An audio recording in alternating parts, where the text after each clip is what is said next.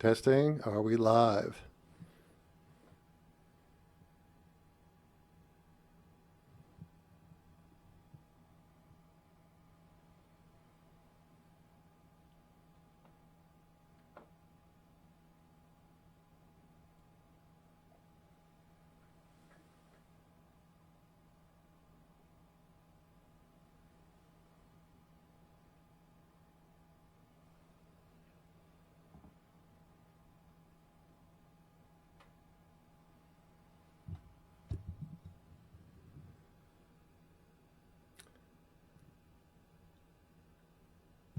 Okay, great. You can hear me. Okay, folks, ready to go. And here we are. And I am here. And sitting next to me behind my microphone is my wife, who's sort of hiding, but that's okay. And so a couple things going on. We're recovering from our two-day event, Timeout 2019, and I've had a little, some issues finding all the parts after having everything set up on the floor, and now trying to get back into my regular studio setup. So hopefully it'll all go smoothly. And I wanted just first to kick off with this beautiful ring. It's an opal ring we just brought in. Try to remind everyone that we are not just watches, we're jewelry also, and my wife being the jewelry advocate, my wife Linda, and she purchased this up in New York last weekend. She's on a buying trip, and honey, how much is this piece? So, and this piece, when I bought that, probably around 2,400. That's what you're selling it for? Yes. Okay, great. And this is the 14 karat rose gold with a diamond, but we have beautiful, beautiful opal, very deep fire. So when I see this piece, I just fall in love. I say, someone will love this.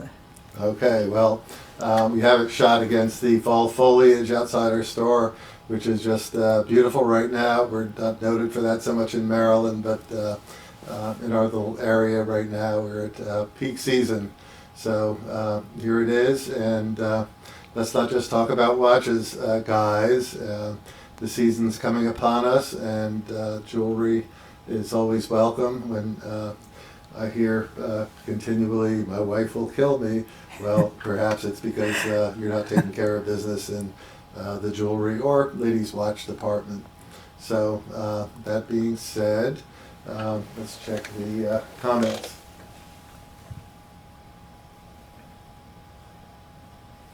Okay, so we've got GMTX in the house. Ray, hey Ray Maduro. Britfit, hi, how are you doing? And Booser, Carlos, hey, how are you doing? Mr. Frostback, Watchco by day, and Tycon, and always love your channel, that's great. And so here we go. So following on that theme, I want to just roll over to another shot here, and this is in the category of new pieces, new pre-owned pieces we just brought aboard. Last week I purchased this beautiful little 26 millimeter Rolex Datejust. That's a blue dial on there, and in very primo condition. So it's added to our pretty good little collection of pre-owned Rolex here in the store. And just so you can take a look at that and see that it's spotless. Box papers, of course. So that's a pretty nice piece. What do you think of that one, honey? I love that. I try to keep for myself. Steven said, no, no, no, that's too good. Very beautiful. Okay, right. Sorry about that, Linda, but we have other things in mind for you. Yes. So this is going in the showcase. Of course. You did try to slip it on your wrist. Good try. So Okay, so that's that one. And further, let's move on. We have just taken in another piece of interest, pre-owned, and this one is a Grand Seiko SBGK005, and we've discussed this a number of times, and the buyer from us had a little remorse. He loved the watch and decided that too dressy for him. So here's this beautiful limited edition piece, blue dial, hand painted enamel on there, unworn virtually, as you can see, and we have that offered at a pretty good pre-owned price. So the showcase is getting interesting for the season, I would say. So, okay. Women want 36 millimeter. Well, who's that? Booser.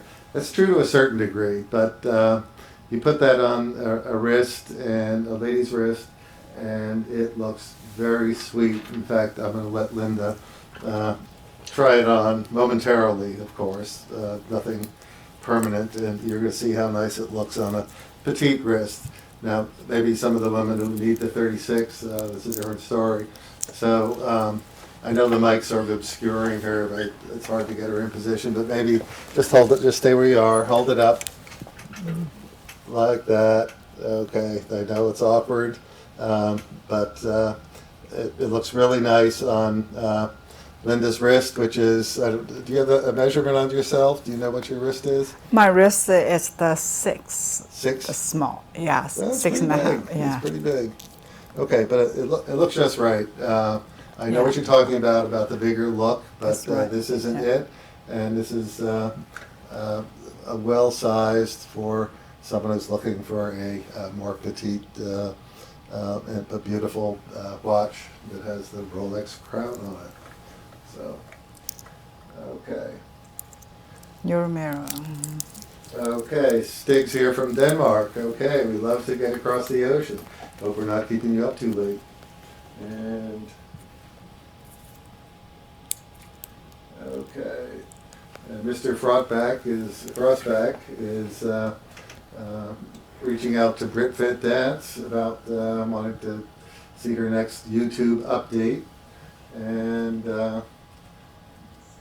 this is a car crash. Well, that may be. Okay, so let's move on, and we will show you some, just change gears a little bit, and this is a question. I'll just put that opal ring back up, and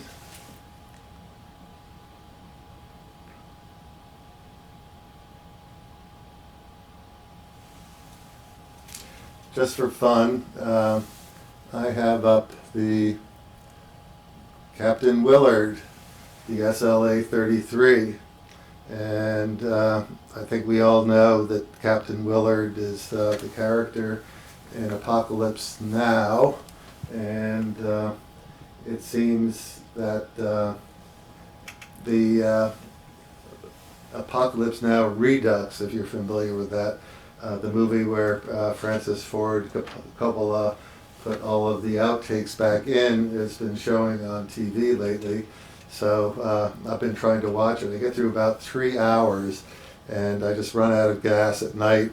And so I have watched it twice now, 3 hours worth. He's up the river just past the bridge, meeting the French people, but I haven't gotten past that. So I'm hoping it's going to show up again and I can catch the tail end on it. Anybody else been watching that movie, seeing that on their TV?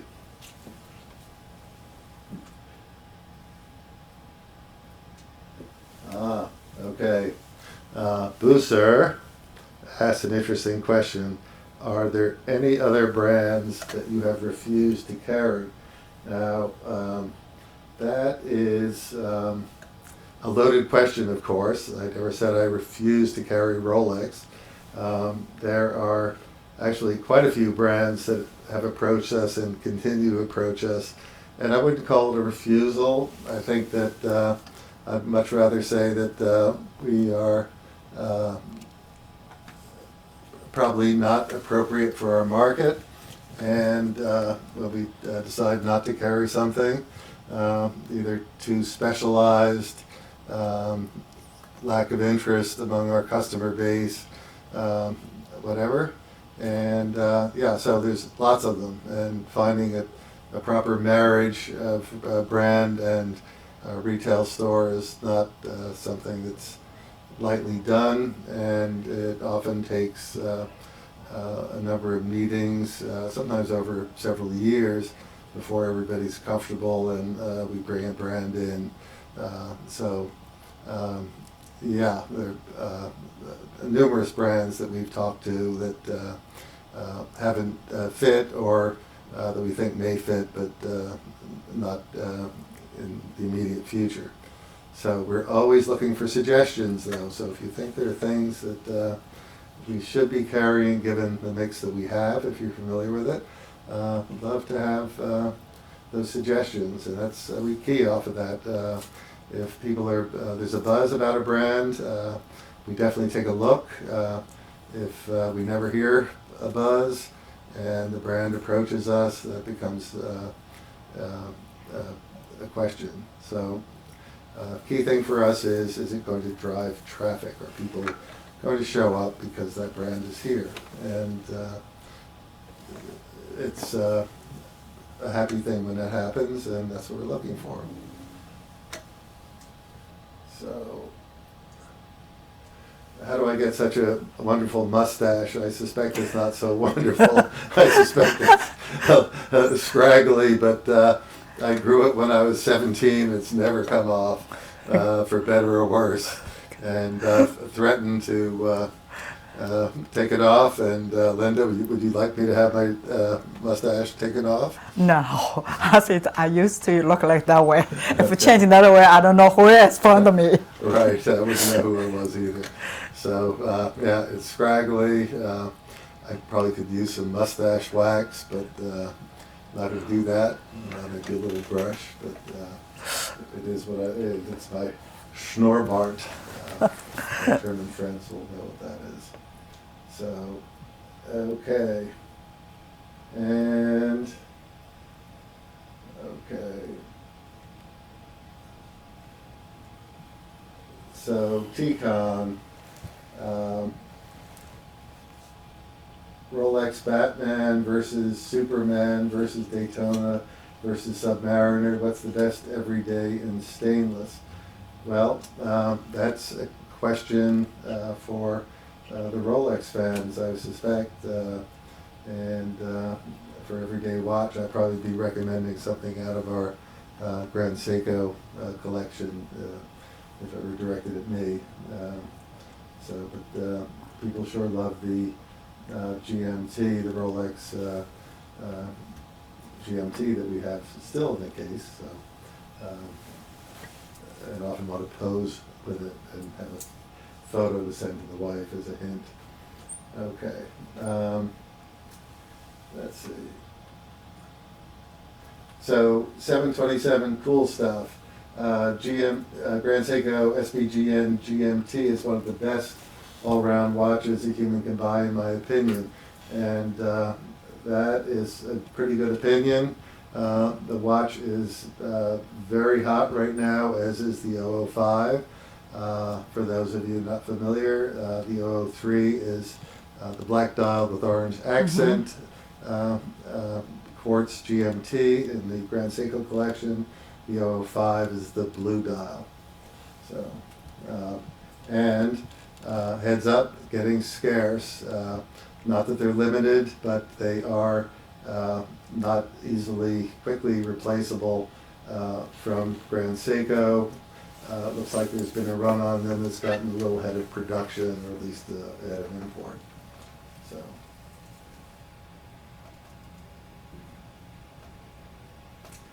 okay, more discussion on the Rolexes, and one reason why T-Con likes the Grand Seiko SBGA 011, that's since 2017, has become the 211, the Snowflake. So, okay, Steve, what would be the perfect three-piece Grand Seiko combo meal deal collection? So, okay, it depends upon your flavor, but how sporty you want to go. I think,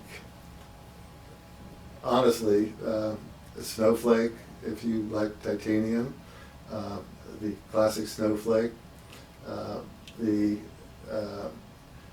SBGA 231 titanium diver that Craig has, and if you like steel, that would be the 229. And finally, for travel, something that fits well under the cuff, certainly one of the quartz bottles. And we have talked about the 003, the 005, but there is the 009 still available, blue dial, and very attractive piece, a little dressier without the characters on the bezel. I don't have one right at hand to put up, but I'd say that would be a good core collection. And if you were into more collectibles, I could recommend some other pieces as well. But I think that is sort of a default type trio that would serve everybody well. So, okay. Hi Kepler, and 727 Cool Stuff asked if we ship to the UK. Absolutely we do. And okay, my wife's telling me I need to change the camera. Thank you, dear. Craig usually does this direction. So, okay, good. That's the problem with bringing the ladies on. So, let's move on. I have another little treat from our pre-owned. And this is a wowza. And I hope you can see the color. Whoops, give me the wrong shot. All right, so we were fortunate enough to reacquire a Grand Seiko Peacock in our collection this past week. That's the SBGJ 227, up there with the most desired Grand Seikos of the recent era ever, and that is now available for purchase. And it is in flawless condition, and it had been owned by a young lady who and so it's size very small. Of course, we have all the links and paper available for it. And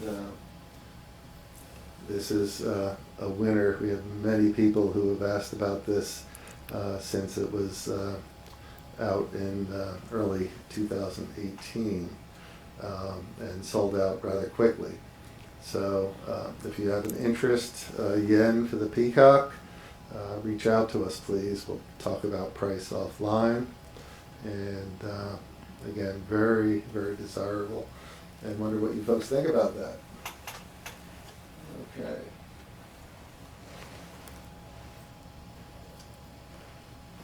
All right, so T-Con and Triforce are sizing watches. T-Con has 6.5-inch wrist, so T-Con,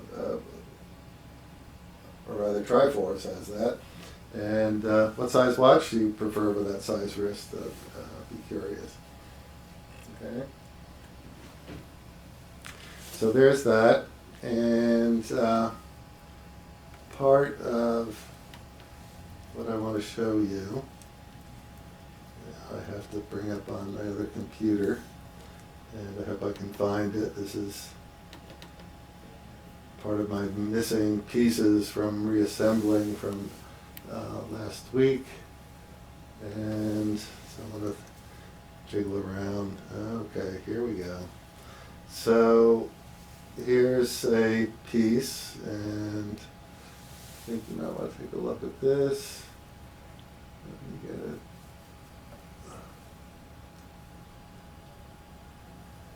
All right.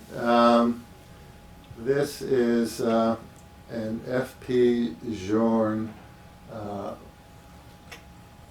rose gold watch. Absolutely gorgeous. We can make this available through its current owner. It is absolutely gorgeous, as you can see, and a big date, power reserve, and beautifully detailed dial. And check out the finish on the bracelet. It's definitely a matte and with polished bevels, and the sides of the bracelet are polished as well. And I have to fish for the next picture, so I'm going to go back to here and find some more.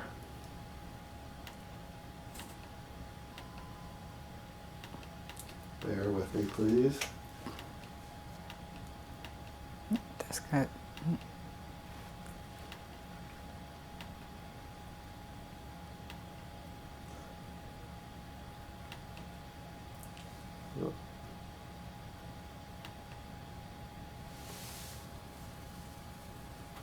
Okay, so here's another view showing the bracelet and the movement. And I have another shot of the movement that I hope I can bring up. Absolutely gorgeous, heavy piece because it's all gold. And note that the movement itself is all gold. Jorn, we had an aluminum watch in and a while ago, and the movement was aluminum. So he's working on the movement with the same material that goes into the case and bracelet.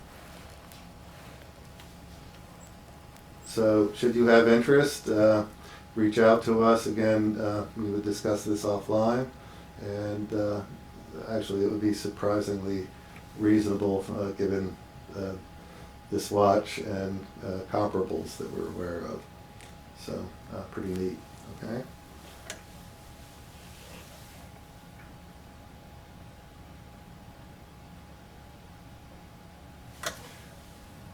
Okay, Watchco by Day loves that Jorn. Well, we do too.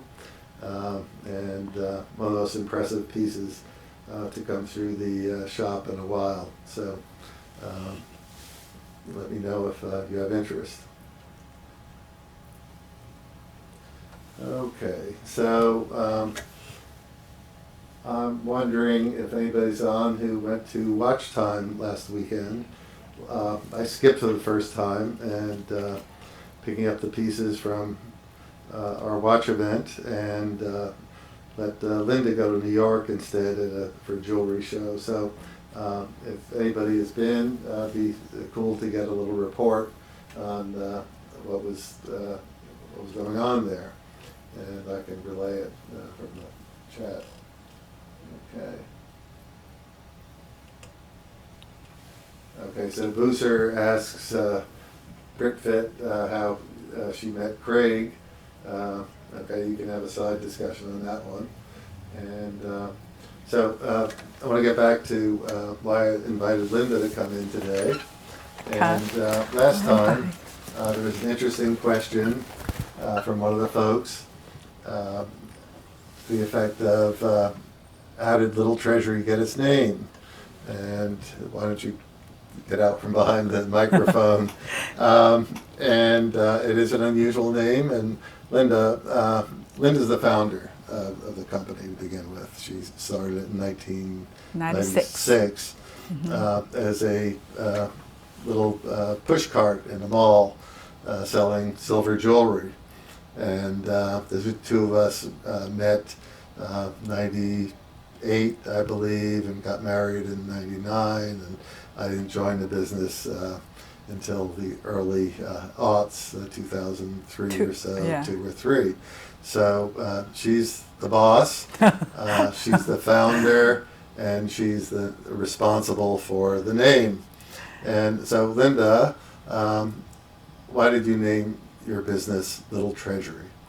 Because that was interesting, and that day I went to the Baltimore, I think, the tax office to register the title, and I with my friends went over there, and I picked up the Little Treasury place. But that time, right, they said, no, you cannot use it. You already have someone use this name. Mm-hmm. Then I say, how about this? He said, what do you sell? I say, I sell jewelry, beads, silver. Then I will think about the second. I say, how about Little Treasury jewelers? Oh, this is available. So we use this name in a sense. Okay, but why Little Treasury? It's not quite idiomatic English. What were you thinking when you came up with Treasury? Treasury, the names, but I was nothing. I don't have any money. But there's a Chinese phrase. Yeah, we call it 小金库.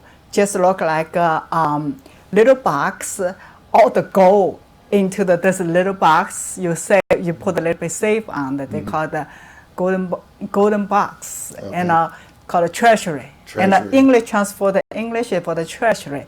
Then I say, I cannot make it big, just only little box. So we call it Little Treasury.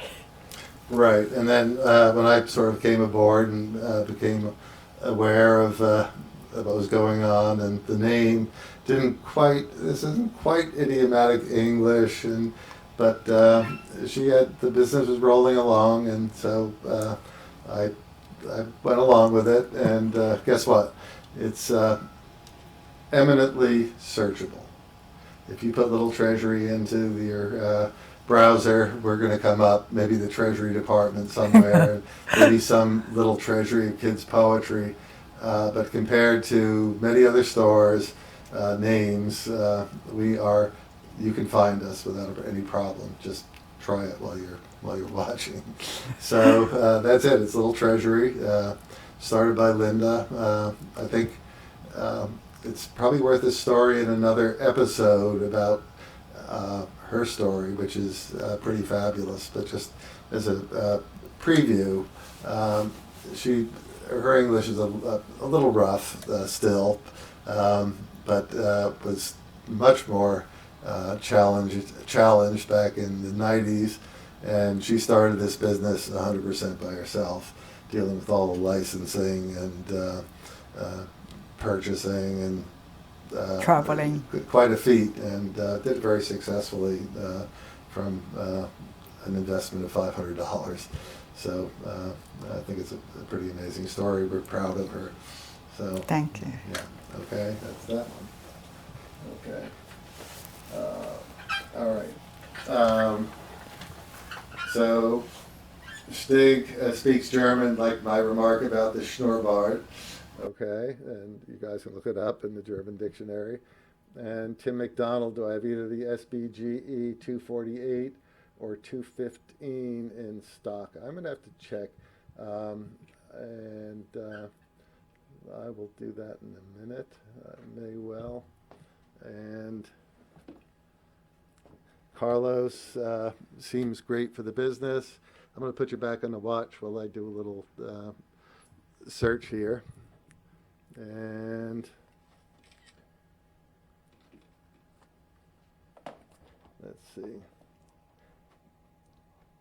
All right, here's a fun question. Triforce Rich, Steve, do you guys have kids? That would make your kids half Olympian and half Chinese. Yeah, well, we have a daughter, my stepdaughter, Linda's daughter, and probably came to the game a little late for kids, although Linda has a lot of regrets about I love that to have. She would love to have kids, so there any kids out there who need some parenting, come on over.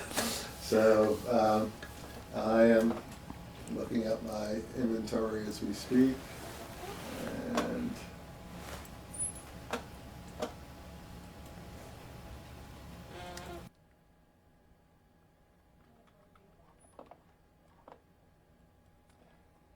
forgive the silence.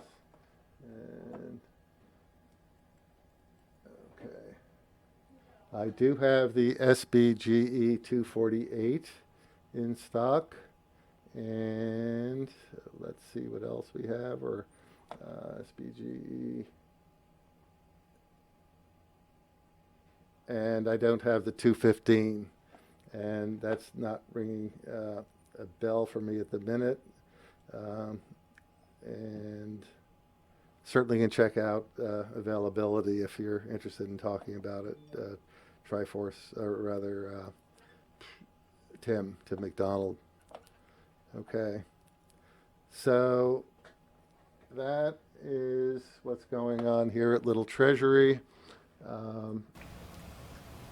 I'm sorry we came on late today. We will try to be a little earlier. I still got a few little parts to our kit that I need to track down so that I can play through everything from my various devices that I want to. And it looks like nobody went to the watch time event in New York, or nobody is fessing up.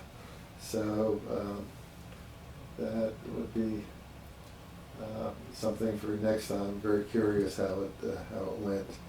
So again, here's what we have, and we have these interesting pieces pre-owned. A lot of new stock coming in, still rolling in from the Basel World selection. Still more to come in Grand Seiko, and always looking for your suggestions, and we will try to mold our little show accordingly. So with that, I'm going to crank up the little beeper, sign off for both of us. Linda, do you have any parting words for everyone? I just want to say thank you to be with us. I very appreciate it.